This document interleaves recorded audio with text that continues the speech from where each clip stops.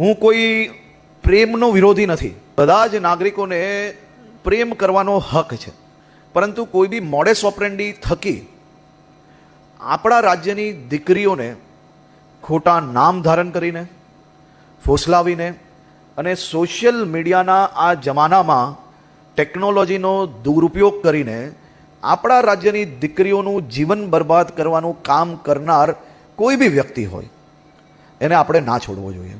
અને એને માત્ર કાયદાની પુસ્તક વાંચીને એટલા પૂરતું જ નહીં, પરંતુ મનથી દિલથી આવવું જોઈએ કે આ દીકરીની બદલે જો આપણી દીકરી હોત તો શું કરતે. અને એ પ્રકારના કડક પગલાઓ આવા લોકો પર ભરવા જોઈએ કે ગુજરાતની બોર્ડર છે ને, એ બોર્ડરની અંદર લવ જેહાદ જેવા કોઈ બી કારસ્તાન કરવાનો કોઈ પ્રયત્ન ના કરે.